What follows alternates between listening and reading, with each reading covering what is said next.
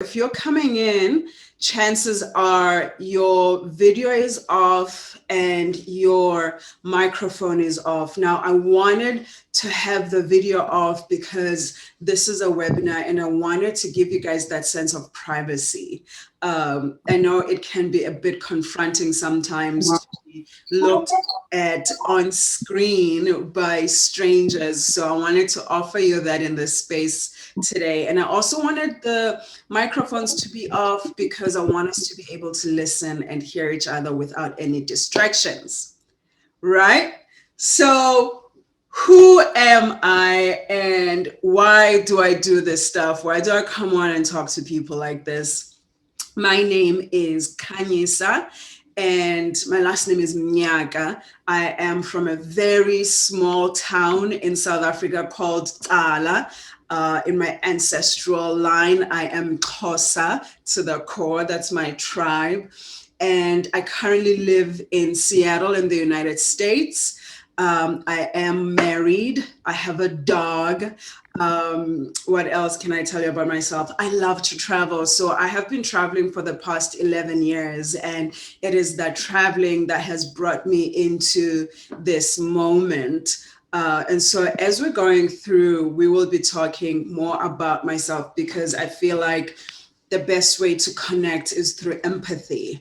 And the best way that we can show empathy is when we tell stories of who we are. So as this is going on, I will be sharing a lot about myself, a lot about my journey to life coaching. Also, I realized that under my name on the Zoom, it says Bella Ibai. Bella is a really good coaching friend of mine, and I am on her Zoom system. So I'm not Bella. Just know that I am Kanyisa. And I am a life coach. I'm a certified life coach. I know that life coaching is this new thing. Everybody is into it. It is one of the best ways to really take action and change your life. And just to set the room clear, right? So we understand that there's a difference between coaching and therapy. So I am not a therapist. I do have a BA degree in psychology, and that really helps me a lot when I'm dealing with my clients, but I cannot offer any therapy, so to speak. I also am a certified counselor, so I have my counseling certificate, so it really helps me connect with my clients as well. I also have a master's degree in gender and peace building, and that also influences the work that I do with my clients. But I always say that on top of all that education, which is great, I'm really grateful, what I do have is a life. It's a life that is full of story and pain and trauma and joy and fear and courage. And so what I've been able to do with my life coaching is really bring all of those together and to pull from these stories. I always say that there has to be, and this is what brought me into coaching, actually, because I was like, okay, there has to be purpose in my pain, right? I couldn't have gone through all of that stuff that I went through in my life just for nothing. And for me, the purpose has really been to connect with it, to accept it, to sit with it, to connect with it, and find ways within it to help other people. So that is what I do. And if you want to say hi to me, please do that. Drop me a hello, I'm with you, I hear you, you're not alone, I'm hanging out. So let me share my screen with you. So that's my screen. I hope everybody can see that. Let's make this a slideshow. This is also my first time, like I said, this is my first webinar by myself. So there's a bit of nervous energy, excuse it. There's also a bit of excitement because I'm really excited to be sharing with you what I have prepared. So let's just get into it. In a nutshell, that is who I am. And if you have any questions about my life, you can ask me. I'm an open book, like literally, I even wrote a book. So ask me whatever you want to ask me, as long as it's aligned with what we are talking about. Okay. There are some questions that I just don't answer. Like, I just don't. So the very first place I titled this webinar, Get Unstuck and Confidently Reinvent Your Life. I want to share a story before we start talking. I was hanging out with a friend of mine, and when people find out that you're a life coach, they just start asking you things and they just start opening up and sharing with you. And this friend of mine said, I feel stuck. She said, I am in a job that I don't want to be in. I am in a relationship that most of the time I feel like I don't want to be in. And my life is just this collection of things and experiences that I don't want to be a part of. But everything that I do want to do, I feel like I cannot because I feel stuck. And I remember saying to her, I've been there. I've been that person who is stuck. I was stuck in tradition, stuck in religion, stuck doing things that didn't even make sense to me, but I was doing them because it felt like I should and I was told I should. And it took a moment of being like, and this is when I was traveling and I realized I want to live my life in my own terms and understanding then what does that mean?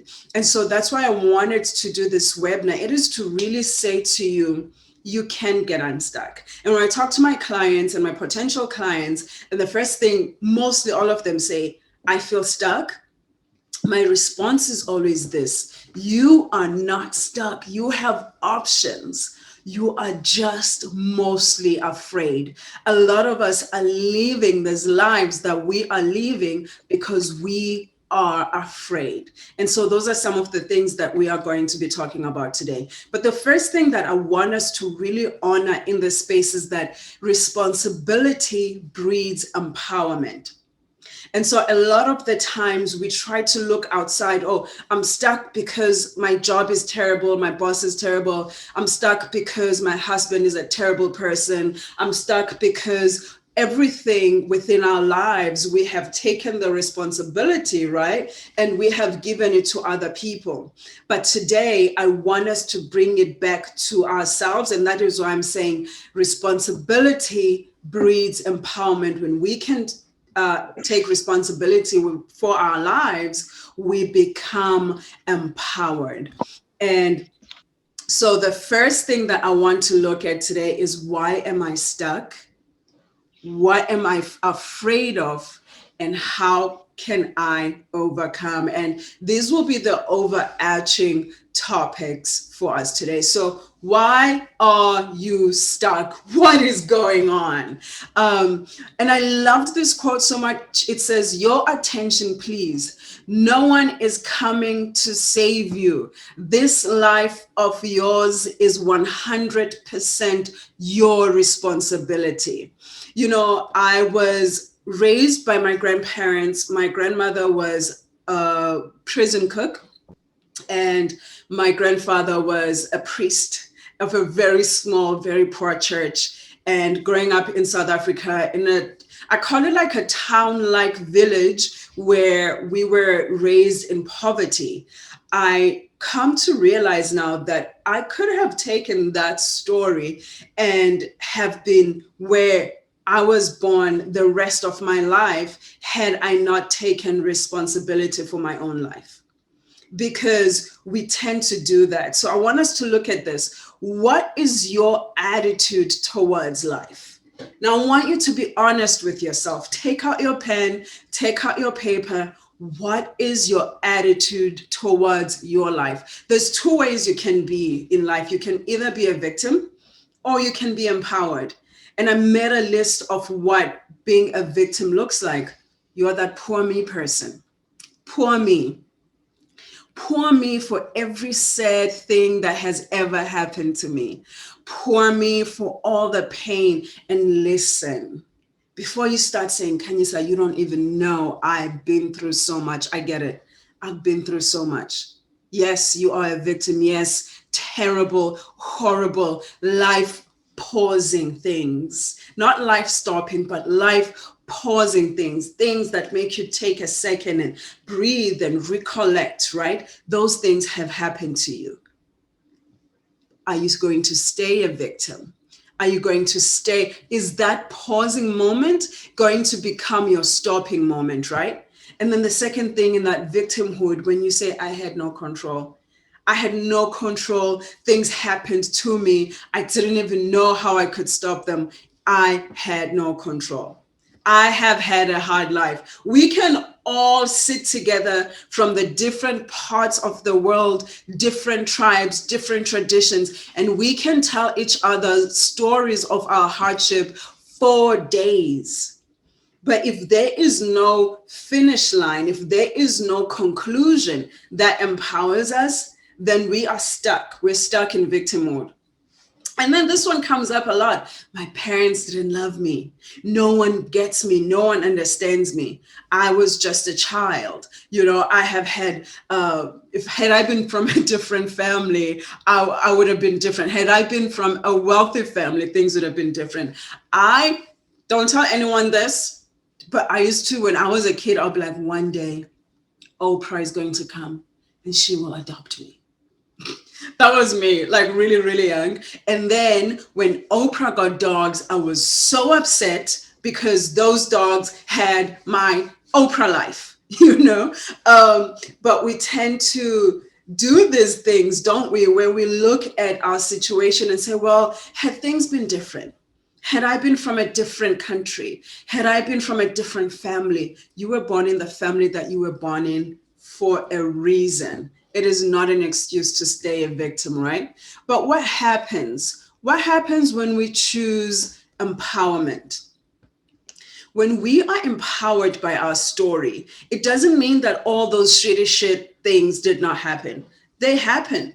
The terrible, horrible, cringy things, they did happen, but they are not going to make us live a blame game life. So when we are empowered, we say, now at this moment, 36-year-old Kanyisa, I have power over my circumstances. I did not have control back then, but I am in control now. And I can take, there's a lot of people that we can be inspired by, people who take the ugliness of their lives and they turn it into something beautiful. And when we are empowered, we learn to find ways to take the mess, the nasty, the painful, the heartbreak, and we can make it into something beautiful. And then this part is, my parents did what they could. It is up to me now. Even if it feels like it was minimal, what your parents did was minimal. They did what they could with what they had. What you have, I read this the other day, it says what you have is access. You have information, you have knowledge. Your parents didn't have that. Some of us are from really poor families, and our parents' main priority was to make sure that there was food on the table when we go to bed, and there was food on the table when we woke up in the morning. They had no time to check in with our emotions. So when we can look at them and say, you did the very best that you could, it is up to me now. And I am not going to live my adult life blaming you for my childhood. I'm going to find ways to heal it. That's where we are empowered. It is our responsibility how we respond. And the big thing is also, I am not defined by where I am from. I'm just a girl from a small town called Tsala in South Africa. That is my home. Those are my people. That is where I come from. My love, my grandmother, she's still there, but it does not define me. It does not define me. So that is an empowered life. And I want you to really think about this before we move on. How does your life story empower you? Or are you still a victim of your story? Are you empowered by your story, or are you a victim of your story? We're going to take a quick breathe. I hope this is making sense. I hope this is, speaking to you, and you are feeling challenged, and you're really thinking about how you respond to life. It's all about how we respond to life, right? And then this is the next thing that I want to talk about. I keep moving this. The F word, not that F word that we like to say for fun. And some of us are like, please don't say it. Jesus is going to punish me. But the F word that I want to talk about today is fear. And before I do that, I need a sip of my coffee. Fear. Most of us, majority of us are ruled by fear. A lot of us are living lives that we don't want to live anymore because we are afraid to say, I changed my mind. I don't want this anymore. We are controlled by fear. And today, because of time, I love webinars, but when they hit like 45 minutes, I'm like, okay, can you say out? I'm done. So I wanted this to be short and sweet and to the point, right? So one of the fears that, people's opinions, this fear, I call myself a recovering people pleaser. People's opinions. We are so afraid of what will people say.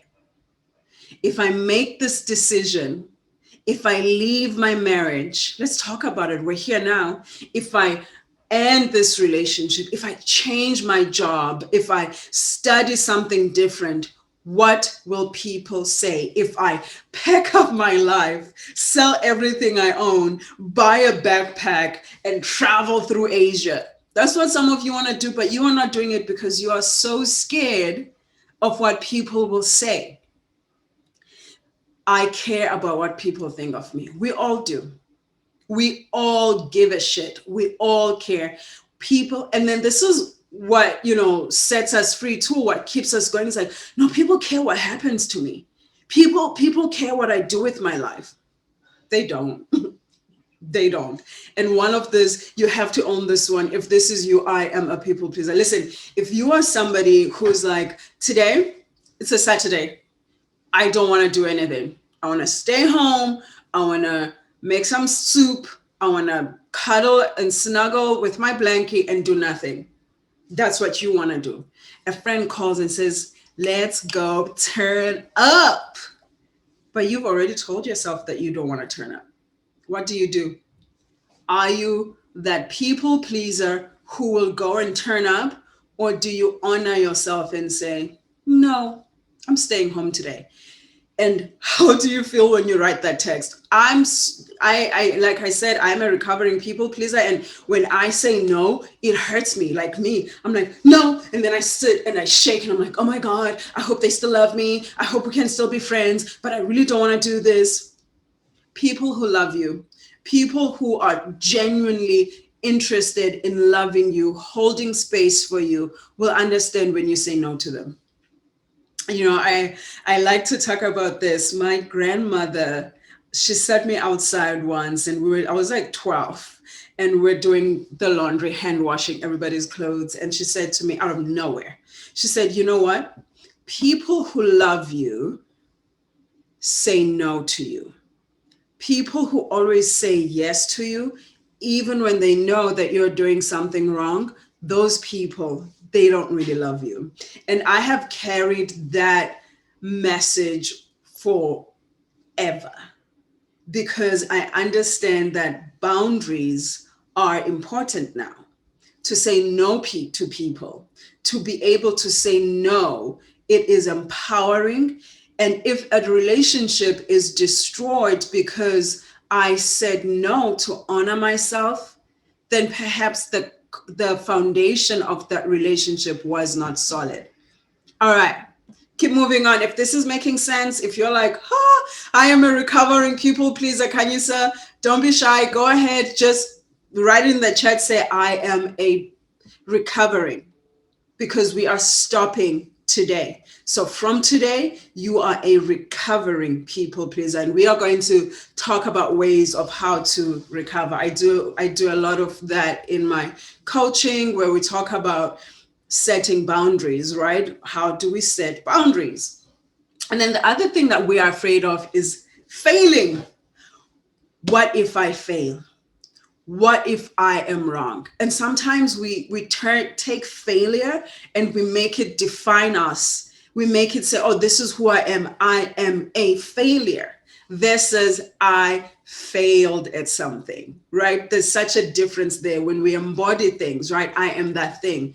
And also we say, well, if I fail, I'll be embarrassed. So I would rather not do anything because failing is embarrassing. To whom? Who's embarrassed by your failure? And so today I want to say, go ahead and do it anyway. And if we can think of failure in different ways and say, it's not failure, it's feedback, it's information, it's learning. How am I going to do something different? What do I learn from this? And then also another thing that we don't talk about is the failure of success. If you don't know what success looks like, you're probably going to be afraid of it. I don't know what it feels like. And also we have these ideas about successful people, they are not kind. Or also I cannot be successful. Wow. Don't mind my spelling. I cannot be successful. That's something else. So we have all these fears that we live with. And just to keep us going, I wanted to stay there for a second, take a breather, and maybe look at the time. We're still really good. Let's talk about our mindset. Everything starts right here. The fear starts right here. The everything that we are working with is in our mindset. Our beliefs, our ideas, the things that limit us, they are all created in our minds. We cannot solve a problem with the same thinking we used when we created it. What you think creates your life. And so part of that is what our beliefs are. And I wanted to sort of like take time and talk about the belief modification process. What are some of the things that we have to change in our belief system, to change in our lives? What are the areas in our lives that we feel like we're stuck in and we need to change them, right? So let's think about your environment. Where are you? Who are you with? When are things happening? Your environment is the birthplace of who you are. Literally, you're born there. If you're living or where you live, the people that you've surrounded yourself with, how do they influence your life? Do they keep you down? Do they pull you up? Do they encourage you? What is your environment? Anything that you are trying to change in your life, anything that you are trying to make a difference in, your environment is going to play a role in how it is going for you. If you are trying to change eating habits, but the people around you keep deep frying food, you have a problem, right? So how are you held in your environment? Someone's video keeps turning on. Nabi, so I'm going to ask you to turn off your video if you can. And then the other thing is your behavior. So the things that you say. And when I talk about that, I want you to realize that I want you to focus on the things that you say to yourself. Not the things that other people say to you, but the things that you say to you. What are the messages that you give to yourself? What is your self-talk? Is it positive? Is it negative? Is it cruel? Some of us say things to ourselves that we would never say to a friend, even a stranger. Some of us tell things that we would never tell a stranger. I'm stupid. I'm dumb. I'm never going to change. Nothing is going to be different. What are you saying to yourself? What are the things that you are doing? What is your behavior? And then also when we are thinking of getting unstuck, we can look at our capabilities, your hows, your knowledge, your skills, your competencies. This is more geared towards people who are looking to change careers or, your studies or your just like what are your skills? What are you capable of? Write them down. Think about, okay, if I want to change from A to B, what do I already know that will help me do that? Also, what are your beliefs and what are your values? The birthplace of changing who we are is to be first, I'll be aware of who we are now. Because if we don't know who we are now, what we believe, what we value, how are we going to be different? So, a friend of mine likes to say, people will tell you what Kim Kardashian eats for breakfast, but they don't even know what they like, what they hate, what they think, what they believe. Some people are not even able to form our own opinions. Everything that we believe, we've been told to believe. We have not even taken the time to say, but why do I believe that? Why do I have these belief systems? Why do I have these values? And some of us, those beliefs are limiting. In the coaching world, we call them limiting beliefs, things that you believe about yourself that are not going to support you in the changes that you want to make in your life. You can make a list. So one of the things that, we get to do in one-on-one coaching is, as people are talking and sharing, I can say, that's a limiting belief system. If you say to me, oh, well, I've struggled to make money because, money doesn't grow on trees, that is a limiting belief system. And when you have limiting belief systems, you will not be able to attract to you or get the things that you want because you believe that you cannot get them. Then let's move up to identity. Who am I? I'm part of this group, and we say, introduce yourself in the group. Everybody will say their name without fail. They will say their name, their age, if they have kids or not, or if they are married or not, and then their job. And I remember going through all of this and thinking, oh my God, this is how we identify.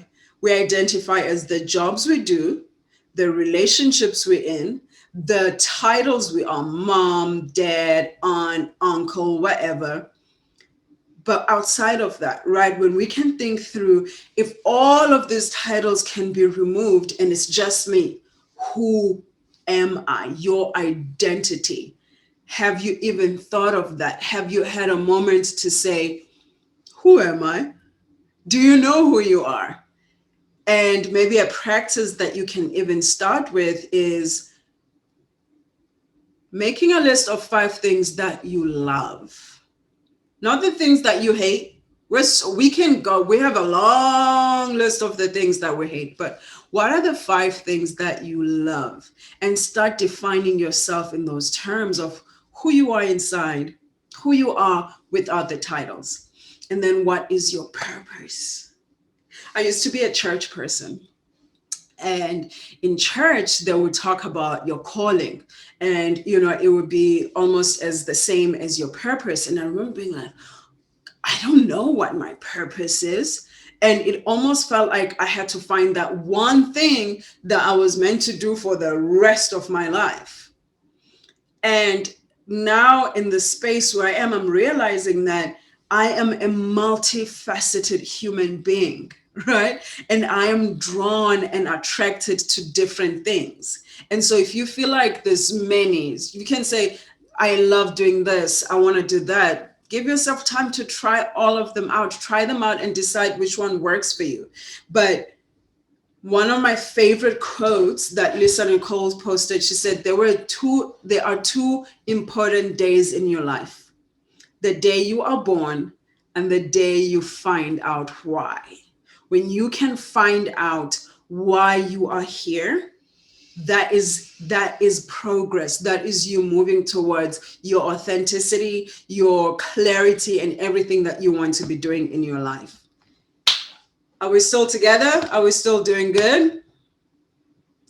And this is my last slide before I come back in full view and we can maybe have a moment to go back and forth is, what do you want? Clarity affords focus, right? If you're not clear on what you want, you're not going to know what to do because you don't know what you want. Every time I sit with a new person, be it like a new client or somebody who wants to see if we can work together, I always ask, what do you want? And 9 out of 10 times they say, I don't know. I don't know what I want. And then I say, what don't you want? I don't want this job. I don't want this relationship. I don't want this life that I'm living now. And that's fine too.